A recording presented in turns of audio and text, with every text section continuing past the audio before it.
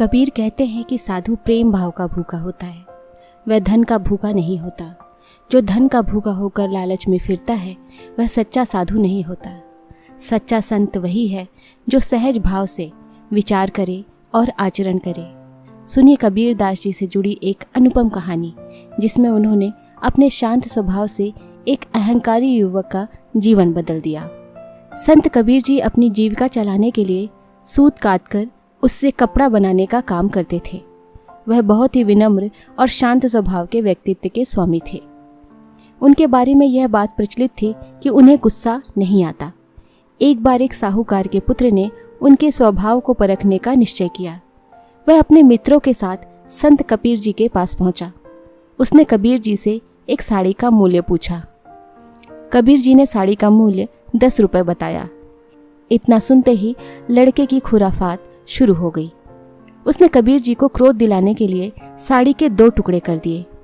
अब वह लड़का साड़ी का एक टुकड़ा हाथ में पकड़कर बोला कि मुझे केवल साड़ी का एक टुकड़ा ही चाहिए, बताओ आधी साड़ी का मूल्य क्या लोगे? कबीर जी ने विनम्रतापूर्वक कहा 5 रुपये। इतना सुनते ही लड़के ने इस बार फिर से आधी साड़ी को 2 भागों में बांटा और उसका मूल्य पूछा। कबीर जी शांतिपूर्वक बोले कि अब इसका मूल्य केवल 2.5 रुपये है। लड़के का खेल चलता रहा और वह हर बार साड़ी को आगे टुकड़ों में बांटकर उसका मूल्य पूछता रहा और कबीर जी धैर्य से मूल्य बताते रहे। अंत में लड़का कहने लगा कि मुझे अब साड़ी नहीं चाहिए, क्योंकि यह टुकड़े मेरे किसी काम नहीं आएंगे। कबीर जी ने शांत भाव से लड़के को उत्तर दिया कि वे टुकड़े अब तुम्हारे तो क्या, किसी के काम नहीं आएंगे। लड़के को कबीर जी को अभी भी क्रोध न करते हुए देखकर अपने किए पर शर्मिंदगी महसूस होने लगी। लड़के ने कबीर जी से कहा कि मैंने आपका नुकसान किया है, इसलिए मैं इस साड़ी का मूल्य चुकाना चाहता हूँ। कबीर जी कहने लगे कि जो साड़ी तुमने मुझसे खरीदी ही नहीं, उसका मूल्य मैं तुमसे कैसे ले सकता हूँ। लड़का अमीर साहूकार का पुत्र था, इसलिए पैसे का घमंड दिखाते हुए बोला, मैं तो धनी व्यक्ति हूँ, इसलिए इस साड़ी का मूल्य चुका भी दूंगा तो मेरे धन वैभव में कोई कमी नहीं आएगी। लेकिन तुम तो एक निर्धन जुलाहे हो, तुम इतना नुकसान कैसे सहोगे?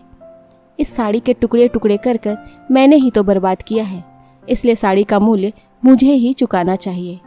कबीर जी उसे समझाते हुए बोले, तुमने इस साड़ी का जो भी नुकसान किया है उसका मूल्य देकर भी तुम उसकी भरपाई नहीं कर सकते। कबीर जी की बात सुनकर लड़का विस्मित होकर कबीर जी को देखने लगा कि यह जुलाहा क्या कह रहा है। वह मूल्य चुकाकर भी इस साड़ी के नुकसान की भरपाई क्यों नहीं कर सकता? कबीर जी ने उसे बताया कि जरा सोचो कि सबसे पहले किसान ने कितनी मेहनत से साड़ी के लिए प्रयोग होने वाली कपास को उगाया होगा, फिर इस कपास को बिना और उसका सूत काटा होगा, उसके बाद उसकी रंगाई की गई, उसके पश्चात उसको बुना गया। हम सबकी मेहनत तो तभी सफल हो पाती जब कोई साड़ी को पहनता, लेकिन तुमने इस साड़ी के टुकड़े टुकड़े कर दिए।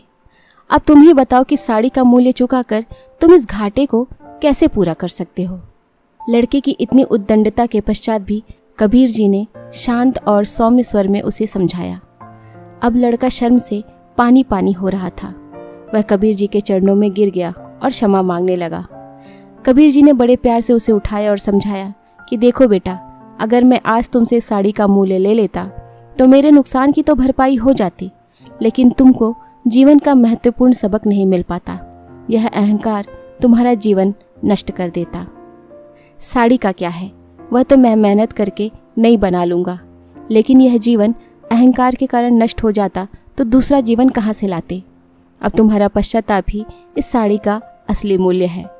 कबीर जी के इस विचार ने लड़के का जीवन पूर्णतया बदल दिया। संत कबीर जी की कहानी से हमें यह शिक्षा मिलती है कि संत व्यक्ति परिस्थितियाँ कैसी भी हों अपने स्वभाव नहीं बदलते, बल्कि वह अपने अच्छे आचरण से सामने वाले का जीवन बदल देते हैं।